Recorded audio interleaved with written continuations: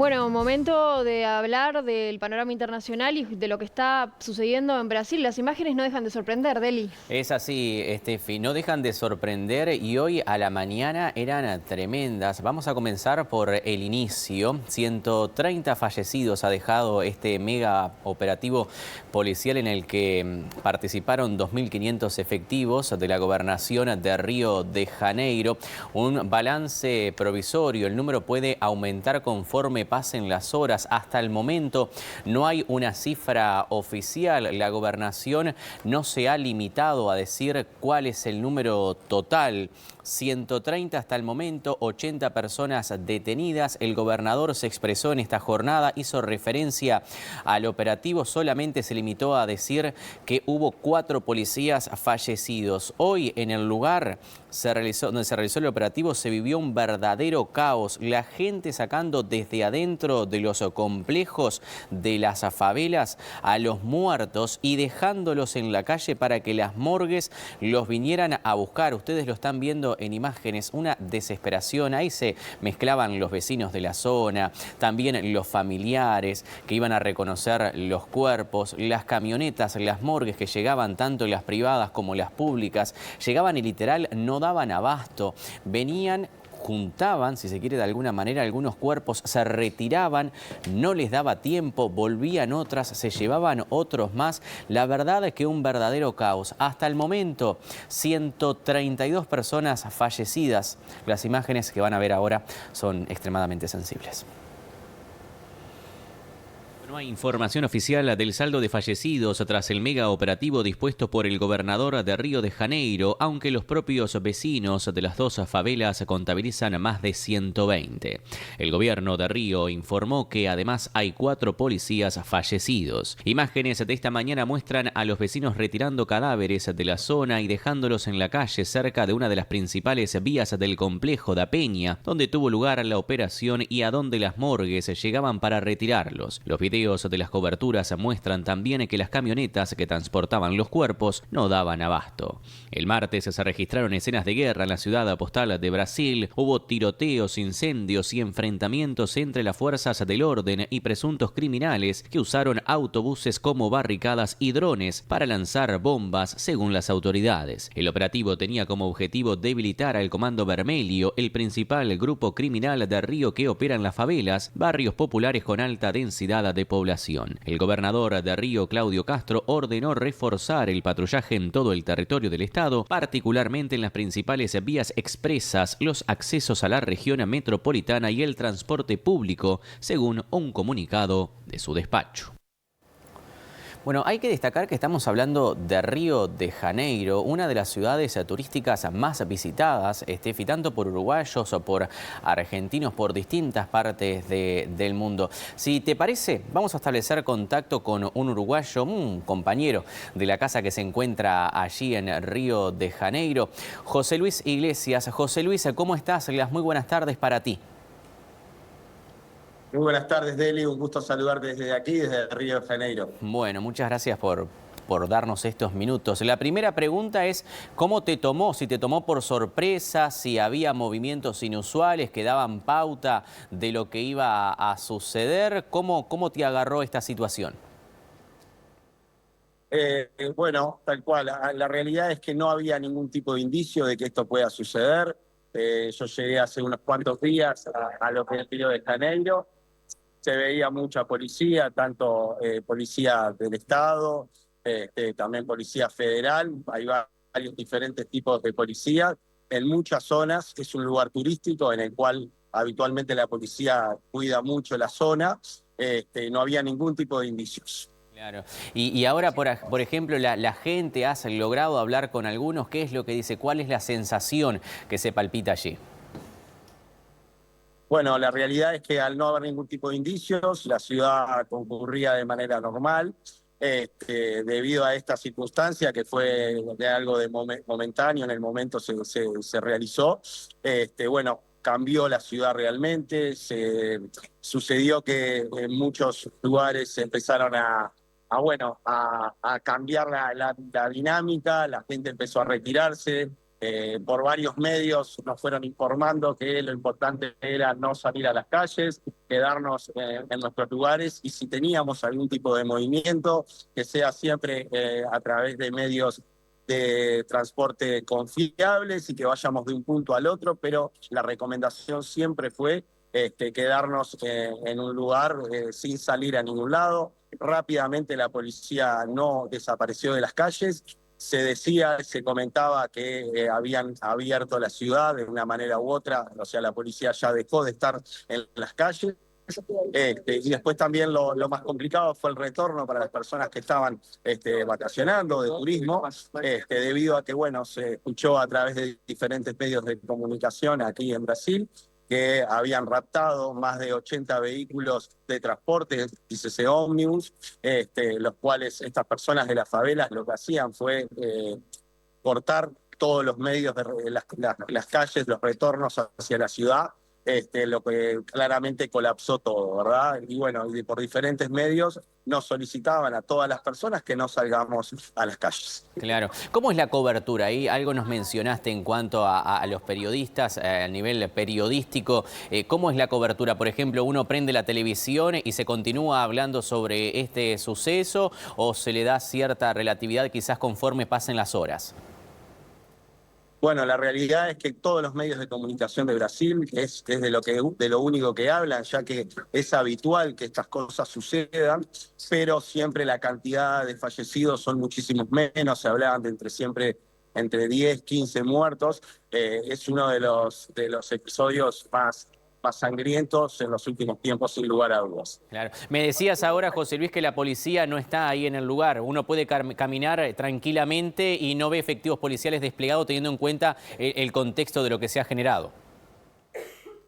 Bueno, es correcto. En el día de ayer, que fue el día de los hechos, durante todo el día, durante toda la tarde y luego toda la noche, no había ningún tipo de policías, ni del Estado, ni federal. Luego, con el pasar de las horas, hoy se ha vuelto todo un poco más a la normalidad, aunque siguen las precauciones, pero está todo vuelto a la normalidad, ¿verdad? Bueno, muy bien. Bueno, José Luis, te agradecemos por este contacto. Nos parecía sumamente oportuno llevarle también a la audiencia cuál es la situación que se está viviendo allí en Río de Janeiro tras estas situaciones que se ha generado, valga la redundancia. Muchísimas gracias. Parece, muchísimas gracias a ustedes y bueno, un saludo de aquí.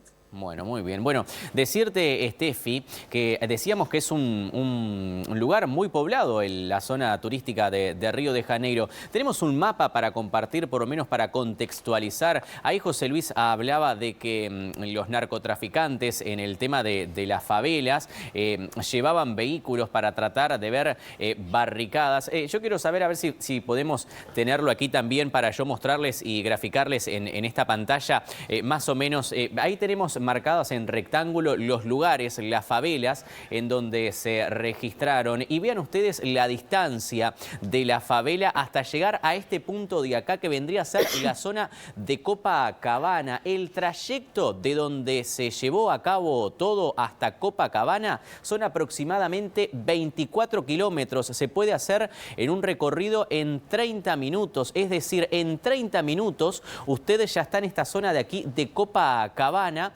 para poder disfrutar de lugares turísticos. Por ejemplo, ustedes lo ven ahí, el Cristo Redentor, está la zona también de los aeropuertos, ¿no? 24 minutos. Y lo que nos decía José Luis, ahí donde ustedes ven el 24 y los 30 minutos, esa zona de ahí donde está Maracaná, esa zona fue con barricadas. Los propios vehículos se los llevaron para tratar de que la policía no pudiera ingresar a esa zona.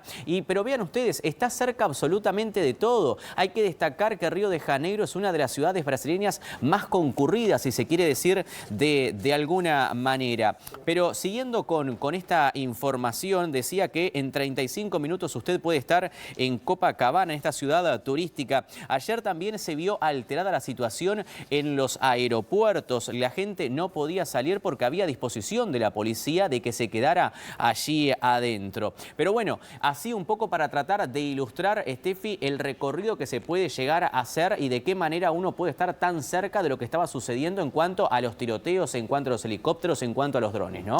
Delia, todo esto, ¿qué dicen las autoridades? Bueno, y como lo decíamos en el comienzo, las autoridades al momento no se han expresado. El gobernador no se expresó. Solamente lo que hizo fue colocar un tuit, expresarse a través de la red social Twitter, no haciendo referencia absolutamente a nada en cuanto al operativo en sí, sino que destacaba que se había perdido la vida de 4 efectivos. Vean ustedes, dice, esto es una prueba más de la cobardía y la maldad de quienes se lucran con el narcoterrorismo. Reafirmo, las únicas víctimas mortales de la operación de ayer fueron nuestros 4 agentes de la policía que perdieron la vida cumpliendo, mejor dicho, con su deber de proteger Río de Janeiro.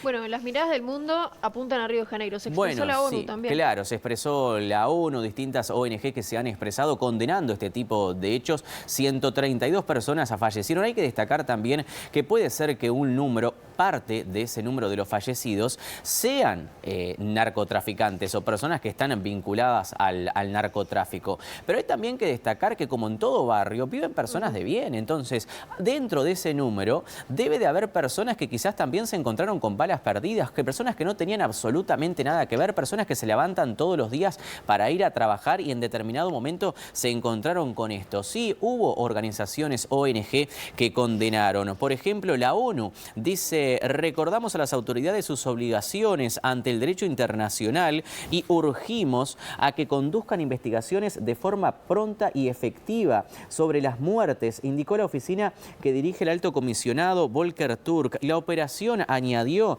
sí, una tendencia de violentas operaciones policiales contra comunidades marginales de Brasil. En tanto, Human Rights Watch Brasil, por su parte, tachó de desastre el operativo policial. Dice: el Ministerio Público debe instaurar las negociaciones e investigaciones propias para elucidar cada una de las muertes registradas en la acción que transcurre en los complejos de Peña y de Alemão, 2 populosos conjuntos de favelas de Río, y también para esclarecer la planificación y las decisiones que llevaron a una operación que fue un desastre, en su opinión.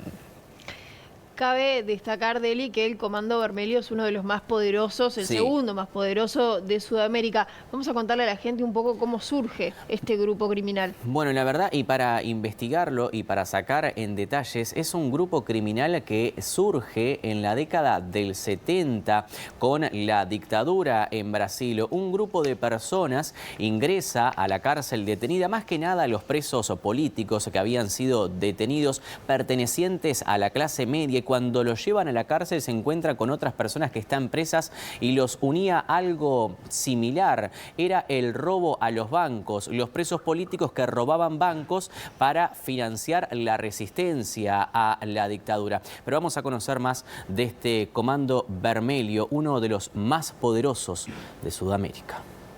Para entender la creación de esta facción narco hay que ir hacia los años 70. Los presos políticos de la dictadura en el país se mezclaron con los presos comunes en el Instituto Penal Cándido Méndez en Isla Grande, a más de 100 kilómetros de la capital. Hasta entonces, con poca o ninguna educación formal, los reclusos más antiguos, la mayoría encarcelados por atracos a bancos, desconocían sus derechos. Los aprendieron al convivir con los presos políticos, en su mayoría hijos de la clase media, que comenzaron a mediar en las negociaciones en busca de mejores condiciones. Inicialmente se llamaban Falange da Segurança Nacional, luego pasó a llamarse Falange Vermelha y años más tarde la prensa lo bautizó como Comando Vermelho. Uno de los principales fundadores fue William da Silva Lima, alias El Profesor. Cuando se promulgó la ley de amnistía en el año 79, los presos políticos fueron liberados, mientras que los demás permanecieron allí. La lucha por la justicia social dentro de la prisión perdió fuerza sin los antiguos compañeros de celda. En 1980 comenzaron las fugas. Más de 100 reclusos lograron escapar de la prisión para desesperación de los banqueros. Con el dinero de los asaltos a bancos, el Comando Rojo invirtió en otro negocio: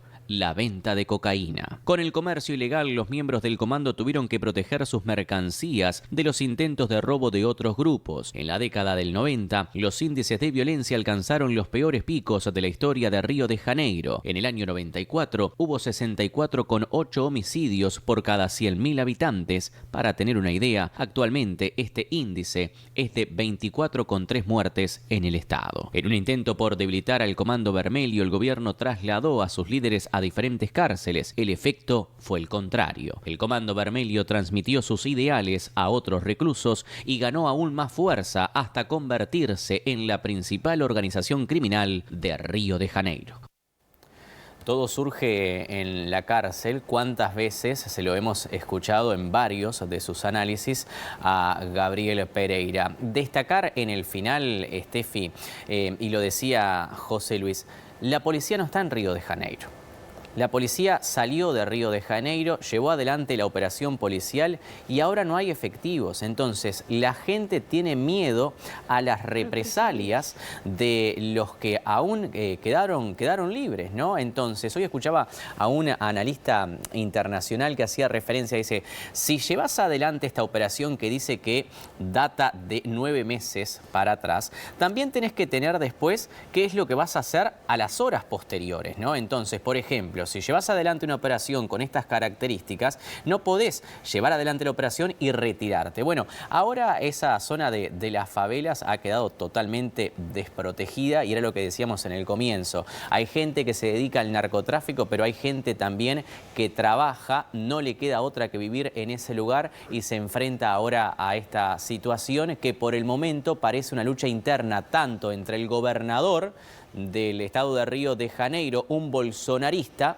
y el presidente Lula a nivel nacional, ¿no? La política también lleva a estas rispideces que luego después se terminan calando en la sociedad, que muchas veces no tiene nada que ver. Es como decís, cuesta creer que por lo mínimo no haya un patrullaje preventivo a estas horas para contener la situación de las personas que quedan en el barrio y todas las repercusiones que pueda generar desde el comando criminal hacia las calles. Claro, lo decía José Luis recién, y más teniendo en cuenta que Río de Janeiro, reiteramos, es un lugar turístico donde millones de personas van todos los años. Tenés que dar una señal, por ejemplo. Pero bueno, el gobernador dijo que en su momento le pidió ayuda a Lula, Lula se la negó y por eso llevó adelante esta operación. Una operación que le ha costado la vida a más de 130 personas y que el número va a ir creciendo conforme pasen las horas. Muchas gracias, Deli. A ustedes, que pasen muy bien.